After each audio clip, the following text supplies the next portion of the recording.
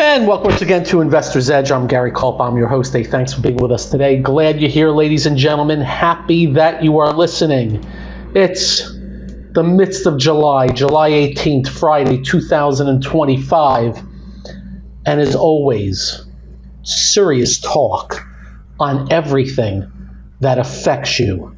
We will do markets, the economy, your job, your industry, everything that is going down in DC, and so much more. And if you do not get this radio show in your city, we'll post it at GaryK.com. We'll also post it on our Twitter feed. No, my X feed, which used to be Twitter. And if you'd like to email me, just be nice. That's all we ask. Today I had a chance to do a couple of hours on Fox Business Network between noon and 2. And I must tell you, we discussed something of importance. We'll get to the markets in a little. Well, the Dow was down 142, but the S&P was flat. NASDAQ up 10, NASDAQ 100 down 15, transports down 110. We'll call it a mixed bag of slop. Advanced decline's not that great, but how about no biggie day? And we'll get back to the market in a little bit because I want to discuss Netflix. I want to discuss China. I want to discuss earnings. I want to discuss no sales. But what we did on TV today, something of import, and it has everything to do with you, your money, the markets, the economy. There is somebody running for mayor of New York. And forget the fact that he is proven to be a Jew-hating, Israel-hating, anti-Semite. And by the way, nobody really argues that. He's one of those. He's also a communist. And we don't use that word as a pejorative. We don't use it as a curse word. It's what he is. He is called for in interviews where he naturally stated things like supermarkets to be government owned. We need to get to means of production that we are controlling. How about your property? No more privately owned property. By the way, no, we are not talking about Hugo Chavez, who used to run Venezuela, or the guy now, Maduro. We're not talking the Castros.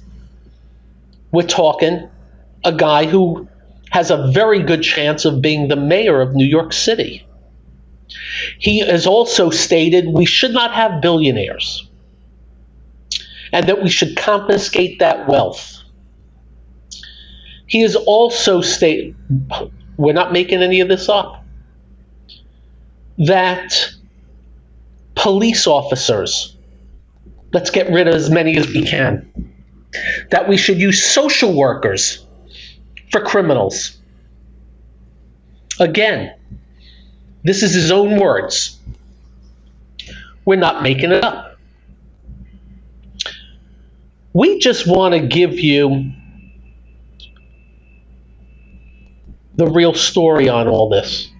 By the way, he's being praised by Bernie Sanders, who has said that the Cuban government and healthcare was fantastic, that once called for a 100% tax rate on any dollar you make above $1 million.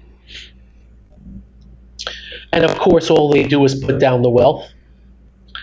So I just want to put a few things in your mind, and as always, you can decide. It's our opinion. We do know by fact that Communism is all about dictatorship. It's all about what I call control freakism. We're going to control you. If you try to become wealthy, we're going to take a mallet and bang you over the head and a machete and cut you off at the knees. As we have said to you, their enemy is wealth and success, because wealth and success have no need for these people.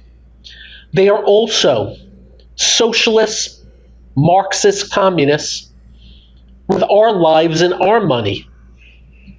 They are quite the capitalists with their own. And of course, when I use the word capitalist, they are confiscators of wealth. They have destroyed all countries. Cuba is still living in the 1950s or 60s, and it is amazing that people there have not, in a way that had changed the playing field, no uprising. They have put people who disagreed in jail, end up missing. In Venezuela, there was an election when easily Maduro lost big time. And guess what they did? They rigged the whole thing. They bought off the military. The economics of Venezuela has been absolutely destroyed. And this what goes on most everywhere. While the dictators plunder the country. Kind of like what they did in Gaza. Yet you have a man here running for mayor, and here's the thing. He won the Democratic primary. People voted for him. Which begs the question, do they know what they're getting themselves into? I really can't believe there is anyone that would want to default decisions on their lives, their own lives, to somebody else. On where you can go, how much you can make, what you can own, where you have to buy. But they still voted. And we do know there's the party politics thing, that people will go to the ballot box and just vote all D, no matter who it is, or vote all R, no matter who it is. I just find it stunning that in this day and age, where all you have to do is do a little search and find out the destructive nature of all of this man's policies. And as usual, they've never run a business, never written a paycheck. All they've ever done is lived off the fat of the land. And I'd like to try and figure out what the hell is going on that anybody would vote for this. How is it possible? I think a little bit of it is they're promised this, that, and the other thing. Your lot in life will never be where you want it to go without us, because you need us. So vote for us. What have the rest ever done for you? Anyway, we just want to let you know that's what we talked about today. And I didn't even really get into the Israel and Judaism part. I wanted to talk the economic part. It is demoralizing to watch. And as you know, I am no fan. I'm 50-50, actually probably about 30-70 on Trump. I think the Republican Party just let us down. And then as I watch a bunch of Democratic leaders, one of them said today or yesterday, oh, he's really a capitalist, but with a small c. I want to throw up. I don't know what happened to this Democrat Party. Where are the moderates? Have they all gone loony? Do they have to continue to lose a ton of elections? Just so you know, I say 25% of the win by Trump was Trump. I think 75% of it was how bad the other side was. So we'll cover it as it moves forward. But this dude's got a real chance of running New York City. Up next, the markets. This is the one and only Investor's Edge. By the way, I was watching the national weather this morning and yesterday. And boy, oh boy, even they sell. 6 million people under heat watch. 15 million people under this and under that. Have they ever been to Florida? When I was in London, they were having fits over 85 degrees. And I'm thinking to myself, that's winter in Central Florida. But I guess they're not used to it. It was very warm when I was in London, not normal. But boy, oh boy, they are not used to it. Be careful what they try to sell you, ladies and gentlemen. I think it's like a 2 a.m. infomercial every day. The markets. Let me do a few things here. Number one, Netflix. So they reported earnings, and they were good earnings. Up 47, revenue up 16. Stock was down $65 today to $12.09, down 5%. And I get asked about moves like that in important names. Well, it's pretty simple to me. If it breaks its uptrend, it gets moved to the side. Today, at the close, Netflix broke the all-important 50-day moving average on big volume. Not by much, but enough. An inability to get back above the 50-day. Nothing to do. Get back above potential. That's how we look at it. Simple as that. Business is still good there. Numbers were good. But the stock has had a good move over the past few months.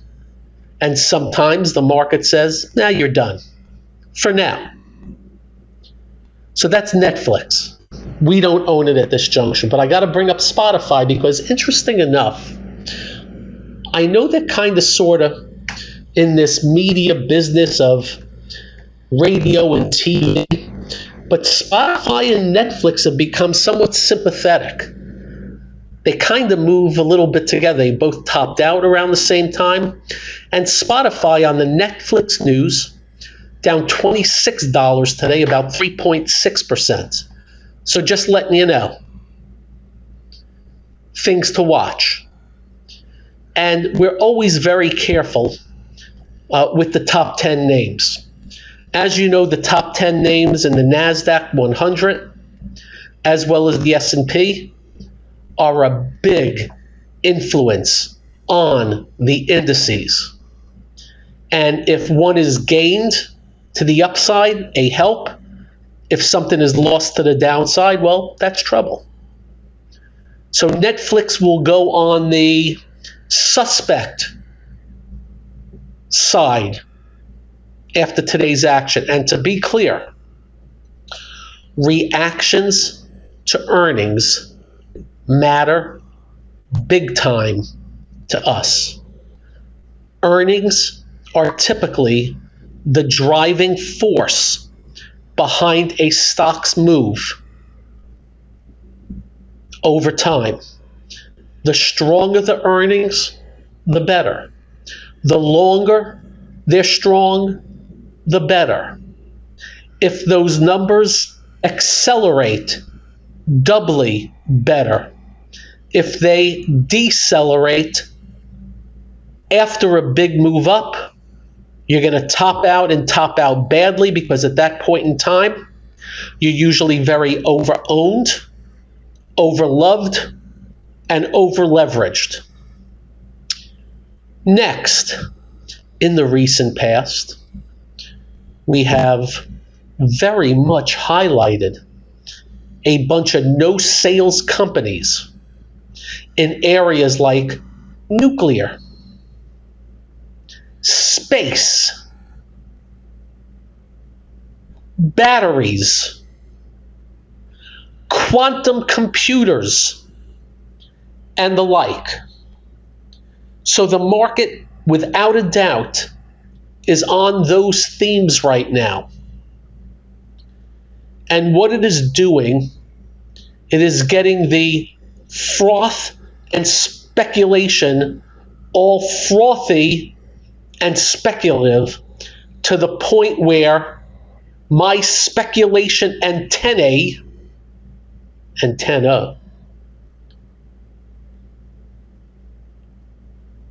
are big time in the sky here. Typically, what it means, well, let me just state that doesn't usually happen at bottoms. It usually happens nearer to trouble or pullbacks. That does not mean it's pinpoint. There can be definite delays, but we are just letting you know, put in your file manager, man oh man.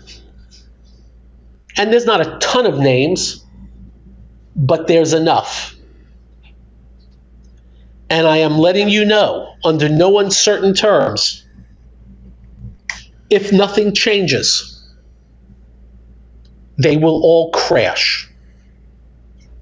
Because that's what always happens. Once the music stops, there will be no chairs. That's what always happens. And as I said to you, if nothing changes, nowhere are we not saying that these no sales stocks don't start having sales or don't start having big sales. But the issue is there's a bunch of them all saying they're going to produce robo-taxis. How many companies are going to do robo-taxis?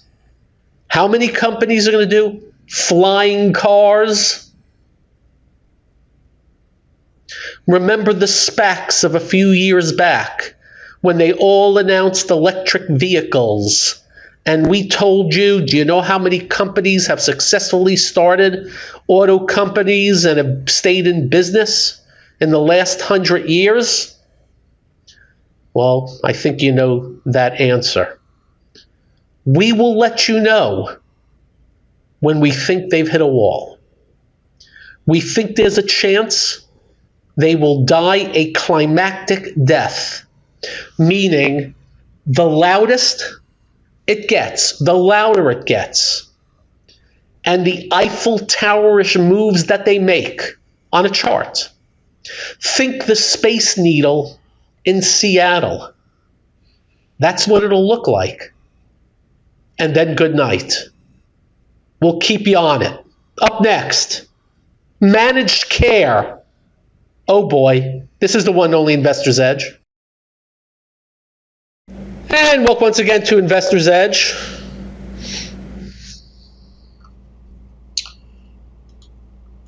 So we take pride in ourselves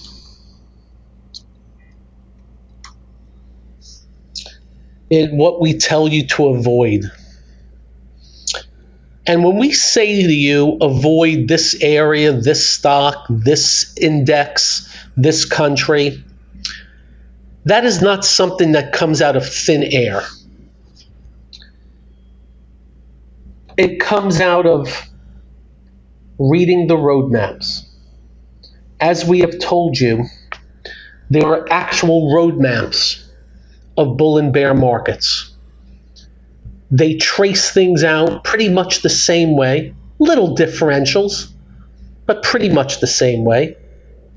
They top out, they break first lines of support, and they start drifting lower, As the 50-day comes down, every rally into a declining 50-day gets sold off and just goes down and down, sometimes slow, sometimes fast. And we always say to you the same words on any move that we tell you about. And that is, we don't know how long it lasts. We don't know how far it goes. And not to belittle others, but there are a bunch of people patting themselves on the back about some of this AI stuff now. But they were saying the same thing before the crash. They didn't know the market was going to crash. They didn't know things would go down 50 to 70%. They kept telling you to buy. Well, as they say, the broken clock got right, which happens twice a day. We read the roadmaps. We don't give you targets. We don't give you dates. And again, we say we don't know how far, we don't know how long.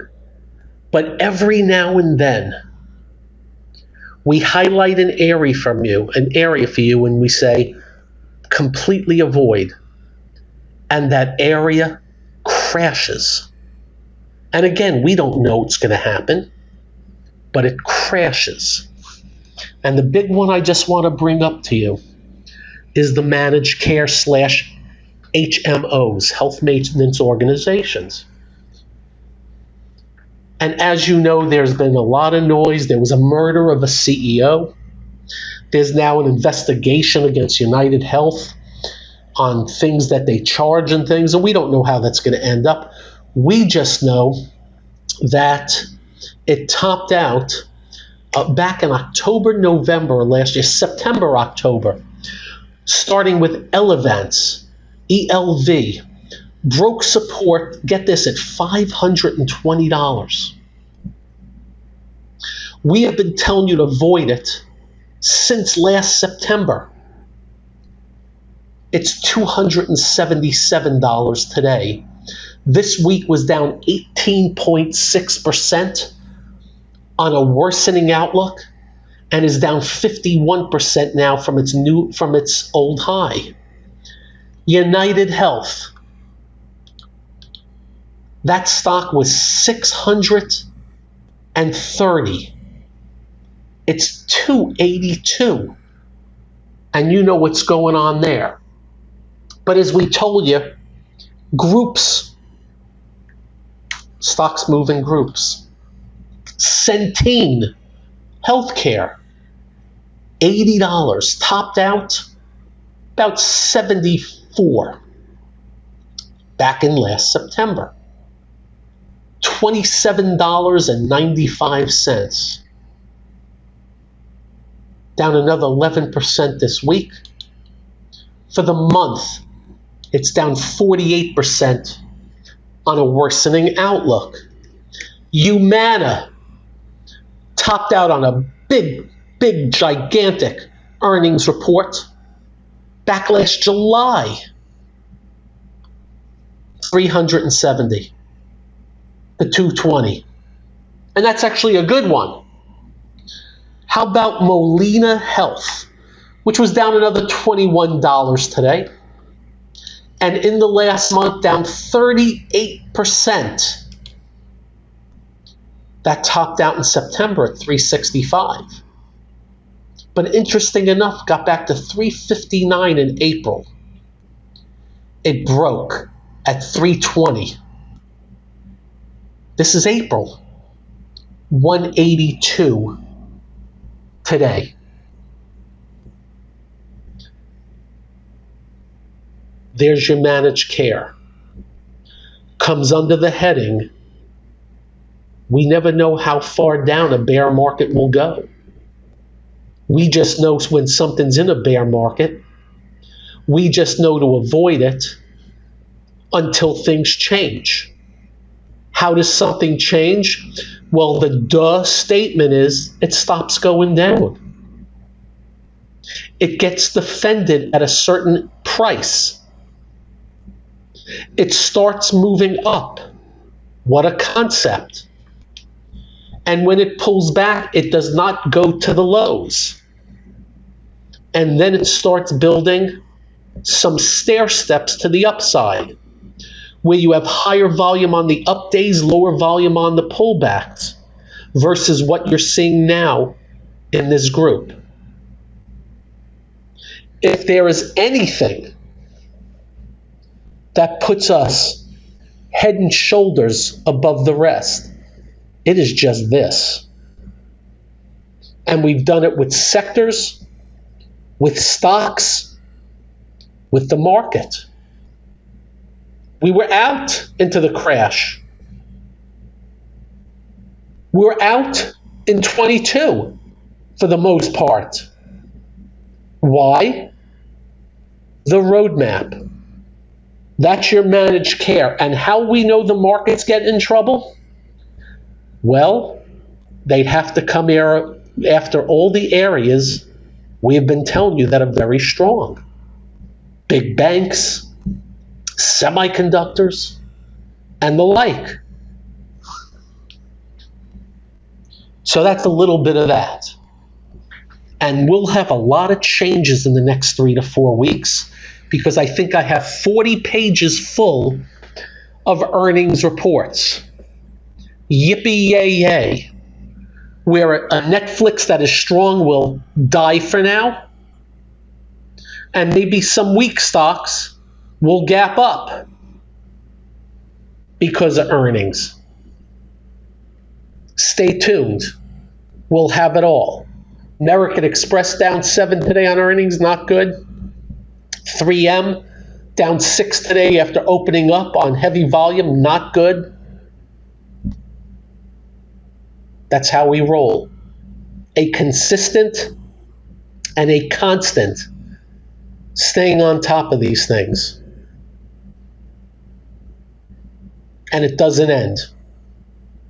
Because now we're in the most news-driven environment ever. Thank you, President Trump. We never know what's next.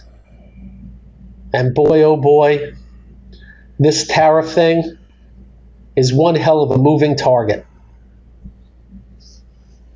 So that's a little bit of your managed care. And there are other areas that are in bad shape.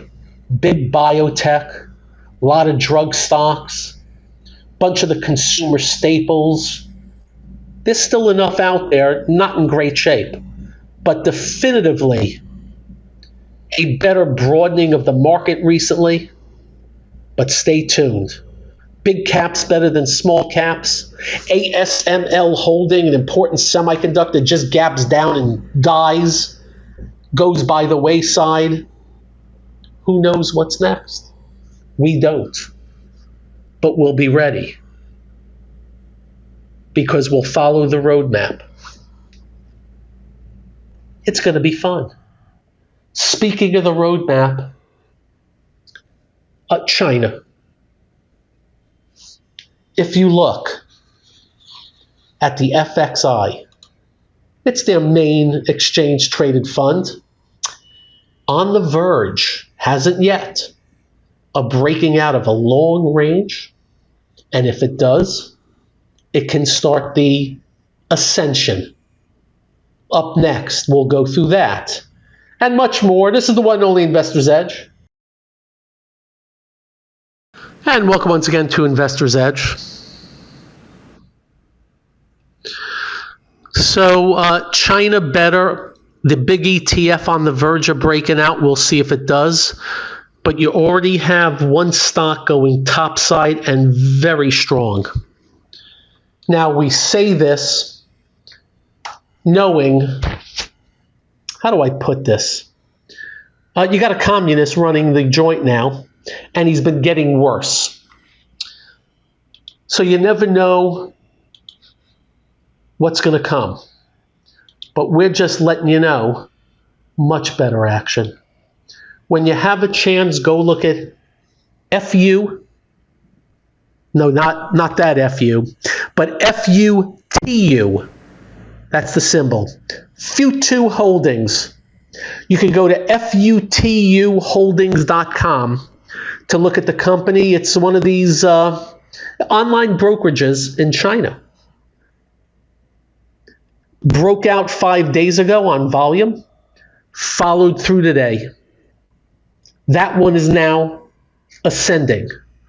Will it continue? Beats the hell out of me, but has us on it and paying attention to it. There's also 10-cent music, TME, China.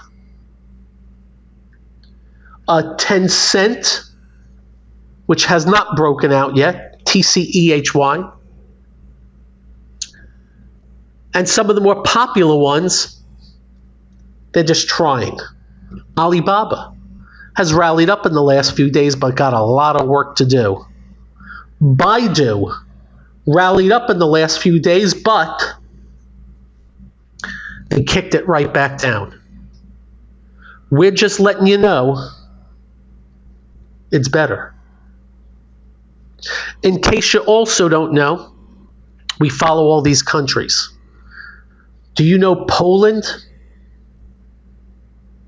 is at new yearly highs? EPOL? How about the United Arab Emirates? UAE is the symbol. New yearly high.